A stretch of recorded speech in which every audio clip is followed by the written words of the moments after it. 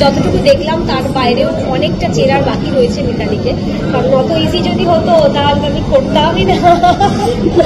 নিশ্চয়ই খুব মানে ভালো একটি ক্যারেক্টার, এবং তার অনেক শেডস রয়েছে, যে শেডগুলো অধরা থেকে গেল সেগুলো সিনেমার জন্য, সিনেমার পর্দার জন্য। মিতালির কথা যেহেতু থ্রিলার স্টোরি তো, তাই বেশি কিছু তো বলতে পারছি না। ক্যারেক্টার যেটুকু বোঝা গেল যে প্রাণোচ্ছল একটি মেয়ে, ডেসপারেট লাভার, রোম্যান্স পছন্দ করে, ভালোবাসার জন্য যেন সবকিছু করতে পারে। কিন্তু তার সাথেও আমাদের গল্পের কথা যদি বলো, তাহলে গল্পে দেখা যাচ্ছে যে খুন হচ্ছে, সৌরভদাকে পুলিশ ধরতে যাচ্ছে, পালাচ্ছে, এবং তারপর দরজাও বন্ধ হয়ে যাচ্ছে।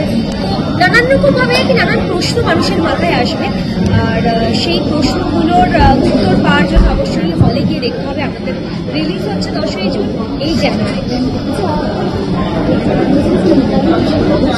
হ্যাঁ একদম রহস্যময়ী, এবং কিছুটা বোঝা গেল, আর কিছুটা বোঝার জন্য আমি এখনো বলছি যে আমি এখন কিছু বলতে পারবো না, সেটা সিনেমার জন্যই রেখে দিতে হবে।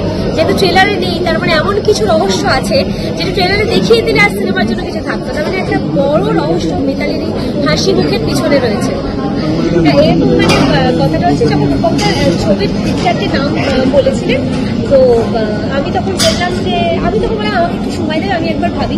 তো আমি তখন এই নামটির কথা বলি, এবং ওরা একদিন পর আমায় বলে যে এটাই ওদের খুব পছন্দ হচ্ছে। তো আমিও খুব গ্রেটফুল যে ওরা আমার ওপিনিয়ন নিয়েছে, এবং আমি সব কাজে একটু চেষ্টা করে ঢুকে যাই পাকামি করে আর কি। কিন্তু তারা আমাকে মানে সসম্মানে সেই স্পেসটা দেন, সেটা অভিনয়ের ক্ষেত্রে। সেটা আমি কাল রাত্রি ধরি, এই রিসেন্ট আমার কালকে রিলিজ হবে ওয়েব সিরিজ হইচইতে। তো সেই সিরিজটি করার সময় অয়ন স্যার, যে আমাদের ডিরেক্টর এবং রাইটার, উনিও আমাকে যা যা জিজ্ঞাসা করছি বা যা যা অ্যাড করতে চেয়েছি উনি আমার কাছে জিজ্ঞাসা করেছেন, ওরা পছন্দ করে রেখে দিয়েছেন। যে কাজই করছি সেই কাজেই আমাকে যেন সেই স্পেসটা দেওয়া হয়, এবং আমাকে খুব সম্মান করে চেষ্টা করা সেটা রাখার। তো আমার সেটা খুবই আমার প্রাপ্তি, আমার খুব ভালো লাগে। ইম্পর্টেন্ট তারিখ তো আমার বার্থডে, ওই দিন আমি জন্মেছিলাম, আমার জন্য একটা বিশাল বড় দিন। বাকি আমার ডেট না, আমি সত্যি বলছি আমার ডেট ওরকমভাবে মনে থাকে না।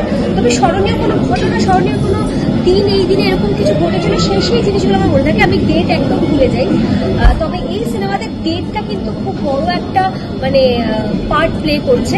আর ওই যেরকম রায় দিয়ে বলছিলেন যে এই ডেটে আগে কখনো কিছু পাস্টে ঘটেছিল নাকি ফিউচারে ঘটবে, তো সেইটা কিন্তু খুব বোঝাটা মুশকিল। তবে ডেটটা একটা বড় বলতে গেলে ডেটটা একটা ক্যারেক্টার প্লে করছে, ভীষণ ভালো লাগছে। এবং আমি সেটাই চাইতাম যে আমি নানান রকম চরিত্রে, নানান রকম প্ল্যাটফর্মে নিজেকে অভিনয়ের দিক থেকে গ্রো করবো, এবং আমি এরকম চরিত্র সত্যি আমি চাইতাম। আর আমাকে আস্তে আস্তে সেই ধরনের চরিত্রে বিশ্বাস করা হচ্ছে, আমাকে দেওয়া হচ্ছে। তার জন্য ইন্ডাস্ট্রি সমস্ত প্রডিউসার, ডিরেক্টরদের অসংখ্য ধন্যবাদ, যারা আমাকে এই ধরনের চরিত্রে ভাবছেন যে আমি করতে পারি।